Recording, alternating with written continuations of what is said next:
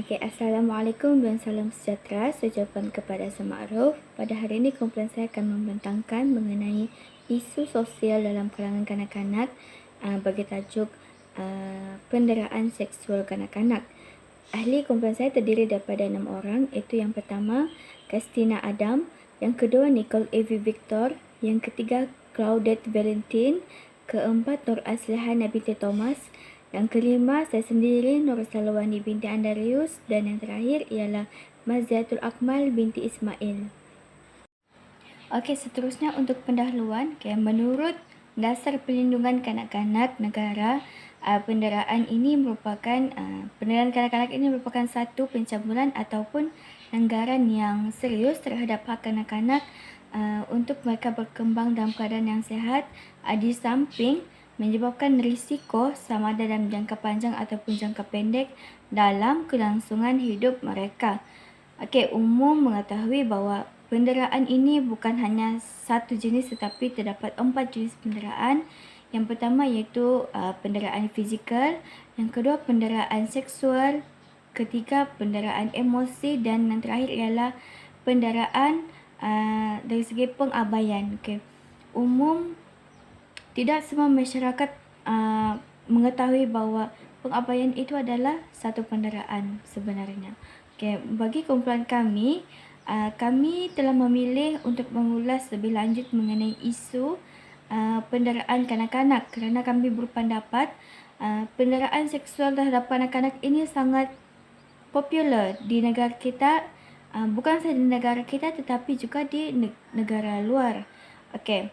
Penderaan seksual ini bermaksud apa jua perlakuan individu yang memaksa, memperdaya atau mengugut kanak-kanak yang mendorong berlakunya hubungan seksual dengan mereka semata-mata untuk memuaskan nafsu pelaku dera seksual tersebut. Contohnya ialah dengan menyentuh bahagian sudut kanak-kanak, mempamerkan aksi luca, mencium, ataupun yang paling ketara ialah memasukkan bahagian tubuh ke dalam faraj, mulut ataupun dubur kanak-kanak tersebut. Seterusnya untuk definisi konsep, menurut Kamus Dewan Bahasa dan Pustaka edisi keempat, penderaan ini bermaksud perbuatan mendera yang mana kebanyakan kes penderaan ini akan dikendalikan oleh jabatan yang berkaitan. Contohnya Jabatan Kebajikan Masyarakat. Untuk seksual pula, seksual ini bukanlah bermaksud seks iaitu persetubuhan antara lelaki dan perempuan, tetapi seksual ini adalah lebih kepada ciri dan sifat yang mana mendorong kepada berlakunya hubungan seks tersebut. Seterusnya untuk punca penderaan seksual kanak-kanak ini akan dibentang oleh Nur Aslihana binti Thomas. Sekian, terima kasih. Assalamualaikum dan salam sejahtera. Hari ini saya akan membentangkan mengenai punca berlakunya penderaan seksual kanak-kanak. Punca yang pertama ialah kurang didikan agama. Ia berpunca daripada sikap individu yang kurang pengetahuan tentang hukum hakam dalam suatu agama.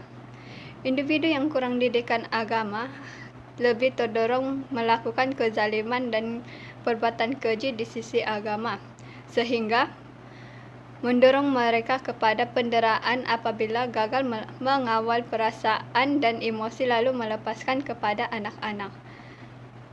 Mereka akan bertindak lebih agresif apabila anak-anak mengganggu emosi mereka sehingga mereka sanggup memukul dan menyakiti anak mereka. Punca yang kedua ialah tekanan perasaan di tempat kerja.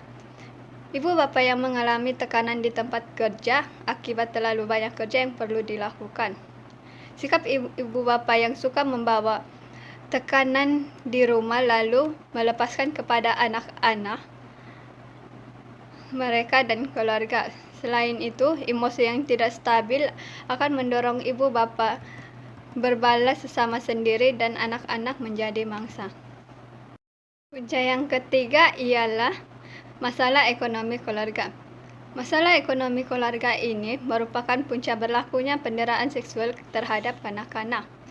Kos kehidupan di bandar yang meningkat dengan pendapatan ibu bapa yang kecil. Hal ini akan menyebabkan ibu bapa tertekan dengan karena anak-anak mereka yang menginginkan sesuatu barangan seperti permainan, sehingga menyebabkan ibu bapa merasa tertekan dan melepaskan kemarahan mereka dengan memukul anak-anak tanpa belas kasihan. Punca yang terakhir ialah akibat penagihan dada dan arak. Sikap ibu bapa yang mengambil jalan singkat dengan mengambil dada dan arak demi melupakan masalah dan tekanan yang dihadapi. Akibat daripada perbuatan tersebut menyebabkan individu tersebut ketagih dengan dada dan arak. Keadaan ini menyebabkan mereka bertindak tanpa berpikiran yang waras, di mana mereka akan mencederakan anak-anak apabila mereka tidak mendapat benda tersebut demi melepaskan perasaan yang mereka terhadap benda tersebut. Sekian dan terima kasih. Nama saya Kastina Adam. Saya akan membentangkan bahagian tanda-tanda dan kesan-kesan penderaan seksual terhadap kanak-kanak. Kita lihat kepada yang pertama, yaitu tanda-tanda penderaan. Yang pertama, kita dapat lihat kepada perubahan sikap kanak-kanak tersebut, yaitu dia cepat marah, menangis, dan suka menyendiri. Yang kedua, tekanan dan depresi yang meningkat. Yang ketiga, dia takut apabila dia berseorangan dengan seseorang. Dan yang terakhir, dia menunjukkan sikap yang tidak sesuai dengan umurnya, atau dia tahu tentang bahasa ataupun perbuatan seks. Seterusnya kita masuk kepada kesan-kesan penderaan seksual. Yang pertama, kita lihat kepada keadaan fisikal. Keadaan fisikal seorang kanak-kanak itu akan berubah menjadi seperti dia sukar untuk duduk ataupun berjalan, badan dia lebam atau bengkak, dan sakit pada kemaluan. Kedua, mengganggu proses perkembangan, yaitu sukar mendengar ataupun menumpukan perhatian, dan dia mempunyai emosi yang tidak stabil. Dan yang ketiga ialah kita dapat lihat melalui tingkah laku kanak-kanak tersebut, yaitu dia berani mencederakan diri dia sendiri, dia sukar tidur malam, sering berperasaan gelisah, dan selalu saja kemurungan. Selamat petang dan salam sejahtera. Sini saya akan melanjutkan pembentangan kami yang berkaitan dengan penderaan seksual terhadap anak-anak. Sini saya akan bentangkan tajuk saya, yaitu langkah-langkah yang perlu dilakukan jika terlibat penderaan seksual dan langkah-langkah untuk menjamin keselamatan kanak-kanak daripada penderaan seksual. Langkah yang pertama adalah memberitahu orang yang terdekat yang kita percaya, seperti ibu bapa dan guru. Sekiranya saya, kanak-kanak tersebut yang terlibat dalam kes penderaan seksual ini, saya akan memberitahu orang yang terdekat yang saya percaya, seperti ibu bapa ataupun guru.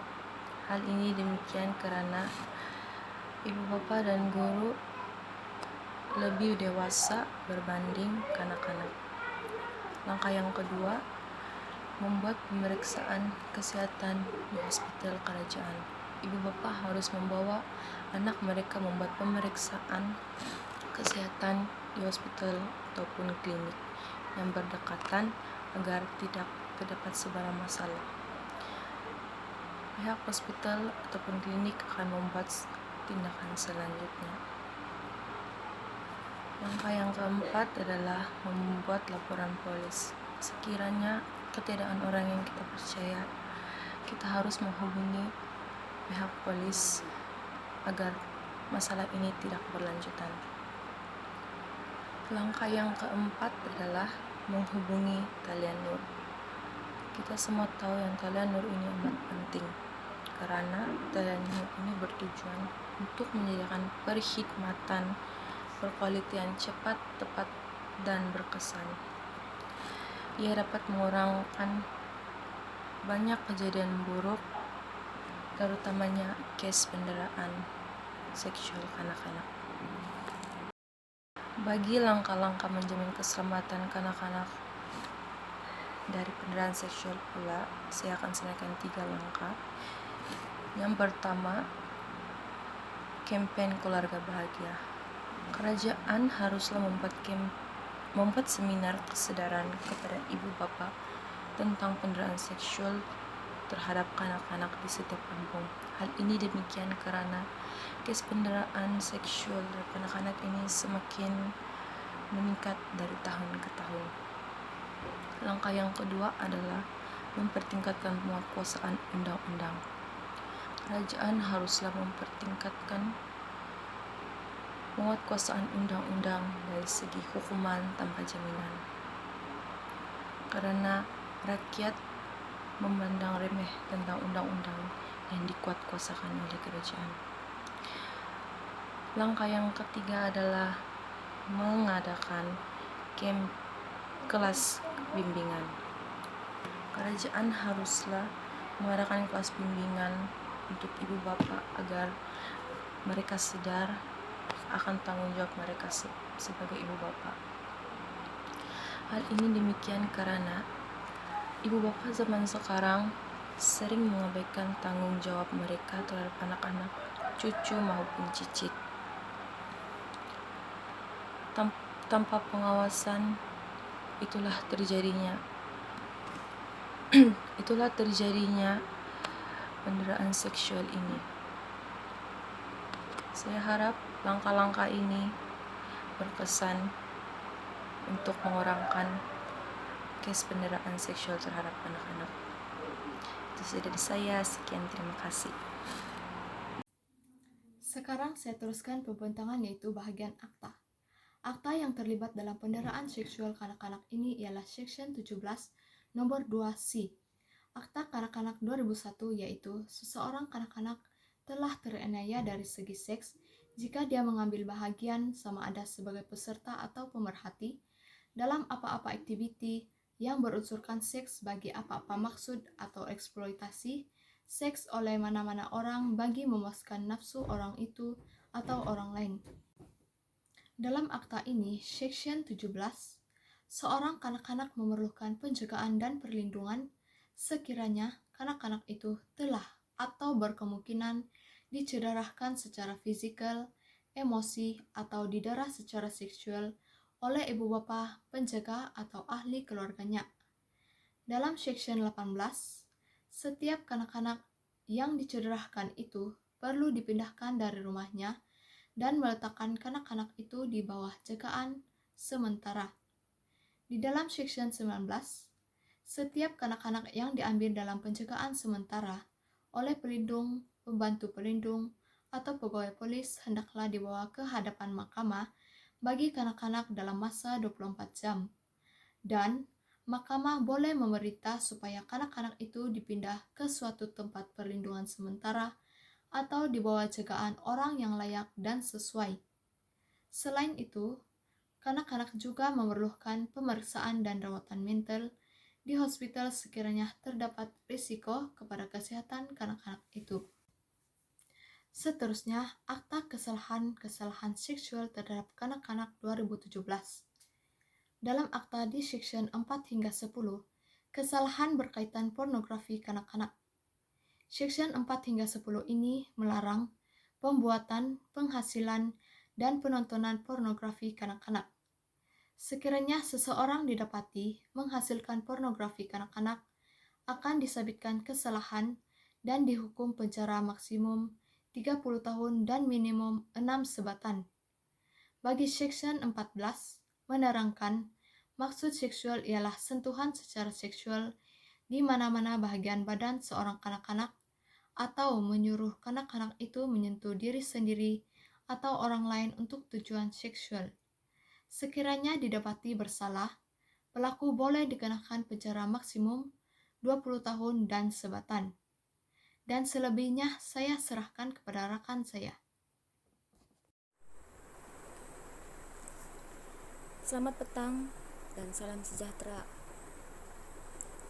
Saya Nizatul Akmal binti Ismail.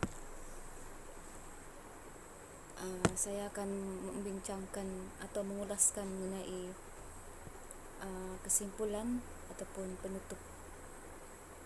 Saya akan menyambungkan pembentangan daripada Claudit, iaitu Student Diploma Early Childhood Education.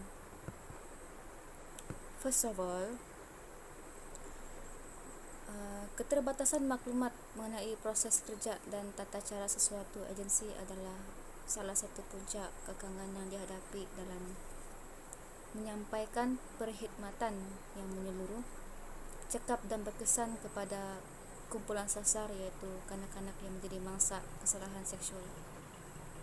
Oleh itu, garis panduan khas untuk mengendalikan kes kesalahan seksual terhadap kanak-kanak di Malaysia yang digubal hasil kerjasama pihak yang berkepentingan seperti Pejabat Ketua Pendaftaran, Mahkamah Persekutuan, Jabatan Peguam Negara, Polis Diraja Malaysia, Majlis Peguam, Kementerian atau jabatan yang berkaitan adalah mercu tanda inisiatif pihak kerajaan ke arah penguatkuasaan Akta Kesalahan seksual terhadap kanak-kanak 2017, iaitu Akta 792. Seterusnya, garis panduan khas ini diharap dapat dijadikan rujukan dan panduan yang berguna khususnya kepada semua agensi yang mengendalikan kes kesalahan seksual terhadap kanak-kanak supaya bantuan dapat diberikan secara seragam, menyeluruh dan juga berkesan. Garis panduan khas ini juga boleh dijadikan panduan kepada mangsa ataupun saksi kanak-kanak, ahli keluarga dan guru apabila berhadapan dengan situasi yang memerlukan khidmat agensi yang berkaitan. So, di sini apa yang jelas daripada pertukan-pertukan yang telah dibincangkan adalah tugas dan tanggungjawab ibu bapa atau penjaga kanak-kanak tidak akan terlepas jika kanak-kanak di bawah jagaan mereka terlibat dengan sebarang perlakuan jenayah. Kini ibu bapa atau penjaga diajak bersama-sama untuk membantu menangani masalah sosial yang dialami oleh kanak-kanak di bawah jagaan mereka. Itu adalah tidak adil kepada semua pihak jika ibu bapa atau penjaga kanak-kanak itu bersikap lepas tangan selepas anak mereka didapati melakukan kesalahan itu. Pada masa yang sama, ibu bapa atau penjaga juga harus menjalankan tugas yang telah diamanahkan kepada mereka dengan sebaik mungkin dan mengelak daripada sebarang perbuatan penderaan, pengabaian dan kecuaian yang boleh mengakibatkan penderitaan sama ada dari segi fizikal atau emosi kepada kanak-kanak di bawah jagaan mereka. Pengenaan tugas dan tanggungjawab melalui undang-undang ke atas ibu bapa atau penjaga kanak-kanak merupakan satu kaedah untuk memastikan kanak-kanak yang telah terlibat dengan jenayah atau yang menjadi mangsa deraan tidak terus hanyut dan juga menderita. Walau bagaimanapun, menuding jari semata-mata tidak akan membantu. Sebaliknya, semua pihak harus bekerjasama bagi mengatasi segala masalah yang berkaitan dengan kanak-kanak. Tujuan dan matlamatnya adalah jelas, iaitu supaya kanak-kanak di negara ini dapat hidup di dalam keadaan yang sempurna dan sejahtera. Terima kasih dari kumpulan kami. Selamat petang.